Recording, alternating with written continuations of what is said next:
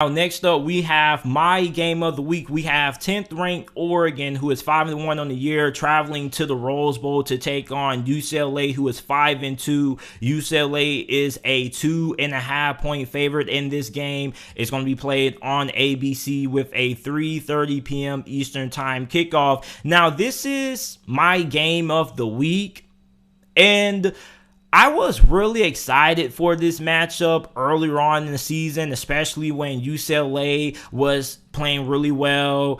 And then you had Oregon, who is coming off the upset victory against Ohio State. And even though this isn't a matchup of two highly ranked teams, Oregon is highly ranked, but UCLA is unranked, I'm still really excited about this matchup because this is probably the game of the year in the Pac-12. We had a really good game a couple of weeks ago when UCLA took on Arizona State. Now this is probably the game that if you're a Pac-12 fan, everybody's going to be watching you. You're going to be having this game broadcasted nationally. And on top of that, College Game Day is going to be there. Now, Oregon hasn't been the same team ever since they defeated Ohio State earlier on in the season. And I'm going to be honest with you, I've watched a little bit of Oregon games, but I haven't really watched a whole entire Oregon game. I mainly watched like the second half, or I'll try to find a condensed version. I saw their game against Stanford because I just had to watch it because it was wild in the way that they lost.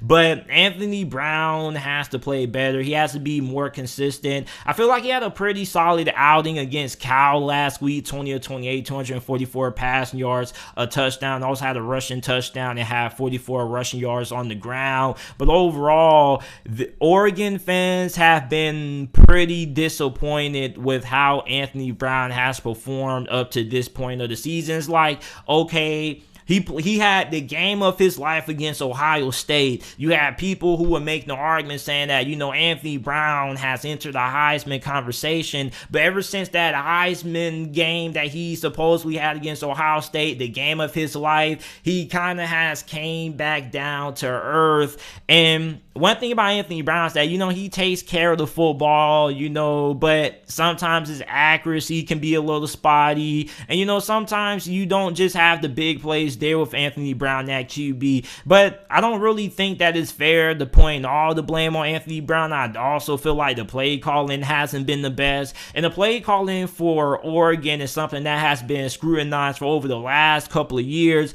especially when you look at Justin Herbert. When Justin Herbert played, a lot of people were trying to say he was a bust, and then he gets to the NFL and he's going off, and everybody's like, why is this? Well, the reason for this is because the play calling for Oregon hasn't really been great. So I feel like Anthony Brown needs to be better, but I also feel like the play calling needs to be better as well. And there were Oregon fans out there who were surprised that UCLA was a favorite to win this game. Now, some websites have Oregon as a favorite, but I do all my odds based on, what ESPN has. And right now, still at the time I'm recording this, I'm trying to check it right now, UCLA is still a 2.5-point favorite. So some people are surprised by that, but honestly, I'm not really surprised. And it's for several reasons. One, teams in the Pac-12 haven't really been all that consistent. I thought Arizona State was going to be really good this year, and Arizona State still looks like a really good football team, but they're inconsistent. Same thing with UCLA, they're inconsistent. Oregon, they're inconsistent. The only difference is that Oregon lost to Stanford. They have one loss. UCLA, all the other teams have multiple losses. So when you look at Oregon is the team who's supposed to be the most talented team in the Pac-12.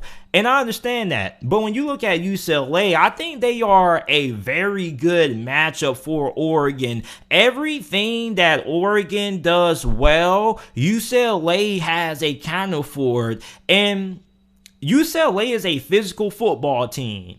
And Oregon, kind of under Mario Cristobal, has built themselves to be a physical football team, even though they have tons of athleticism on the defensive side of the football. But UCLA, they're physical, and they're a really good football team when it comes to running the football, and they're also really good against the run. Okay, UCLA's run defense this season is allowing 3.2 yards per carry, which is 17th in the nation, and they're allowing 95.3 rushing yards per game, which is 11th. So they have one of the best run defenses in all of college football. And when you look at Oregon, this is a team that really is predicated based on the run game. You know, that's really how things get going.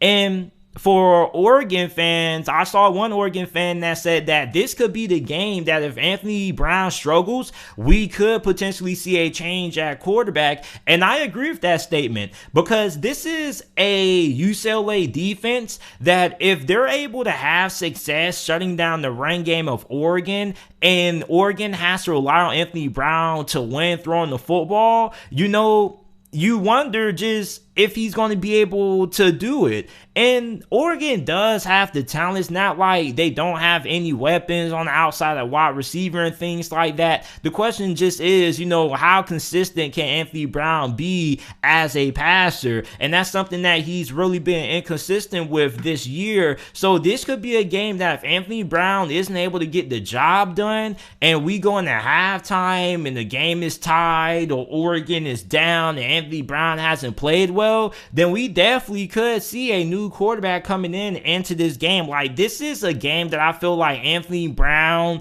has to perform well in if he wants to cement himself as the quarterback in Oregon, because right now, man, I really feel like, you know, there's a strong possibility that if Anthony Brown continues with the lackluster performances, that there could be a change. And we've seen it with Oklahoma. Now, I know you had a solid outing against Cal, but Cal is like a 1-5 football team. Oregon should have went in there and blew them boys out the water. Now, positive is that Anthony Brown, if he does have to throw the football through the air to win the game for Oregon, he should be able to do so, because UCLA's pass defense isn't all that great. They allow 290 pass yards per game, which is 116th right now in college football. So, I mean, Anthony Brown has the weapons. You're going against a lackluster secondary. He should be able to get the job done. Really, if he struggles in this game, it's most likely majority of it is going to be on him. Now, Oregon's secondary, on the flip side, I don't think their secondary is the greatest, but I definitely feel like it's going to improve, or it won't be exploited as much in this game, because one, UCLA is a team that's predicated on running the football, and two, if UCLA can't have success running the football, they're going to be in way more trouble than what you potentially would be if you're unable to get the run game going, because Anthony Brown, he just has been inconsistent. He can get the job done as a passer because Oregon has the talent around him. Meanwhile, when you look at UCLA, this really isn't a team that's built to beat you having to throw the football over 35 plus times in a game, because on top of that, you also got to look at what they're matched up against. You're matched up against a really athletic front seven that Oregon has, led by Kayvon Thibodeau, who potentially could be the #1 overall pick in the 2022 NFL draft. So if UCLA gets put in a position where they have to throw the football to win, they're going to be at a major disadvantage, because DTR, we already know what he is. He's not the greatest passer in the world. He's somebody who's able to do it all, you know, with his legs and whatnot. But if you have to rely on him to strictly beat you throwing the football in the pocket, that's not really a great recipe for success. You know, it could happen, but against this Oregon team,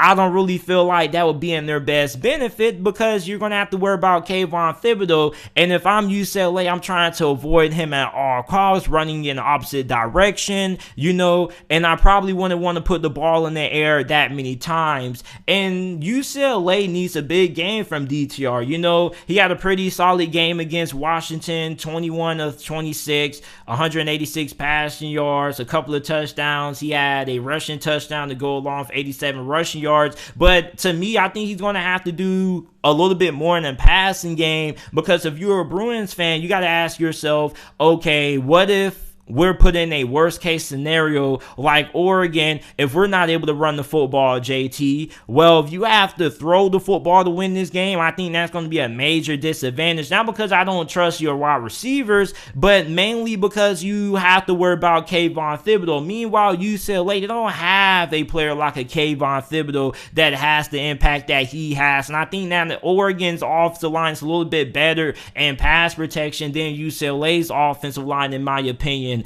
But for UCLA, you got a good group of running backs. You got Zach Charbonnet and Britton Brown, who have been money all year when it comes to running the football in that ground attack. You got Oregon, who has running back Travis Dye, who had 145 rushing yards, a touchdown, was averaging 7.6 yards per carry against Cal. So this is a matchup that I'm excited for because two of these teams match up against each other very well. I think Oregon is a very good matchup against UCLA because if Oregon, with that athletic defense, able to have success against the run, then they can be in a lot of trouble. But you look at UCLA, a physical football team that can push Oregon physically.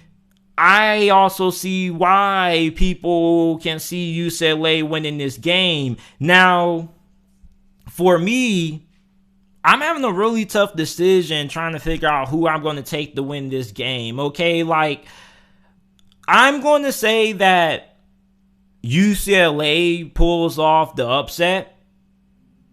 And the reason why I think that UCLA is going to pull off the upset is because with Oregon, you don't really know what team is going to show up. We don't know if we're finally going to see that Oregon team that rolls up to the occasion against Ohio State, or if we're going to be seeing the Oregon team that we've seen ever since they defeated Ohio State. And on top of that, you know, their offense is really hit or miss sometimes. I feel like UCLA is a little bit more consistent in that area, but also I could see UCLA losing this game and losing to Oregon, but I'm going to take UCLA to pull off the upset. I think they win this game 31-30 is my final score prediction. I think this game comes down to a last second field goal or a last second touchdown. So give me UCLA with the upset. Like I said, this game could go either way, but I'm going to take UCLA to get the upset.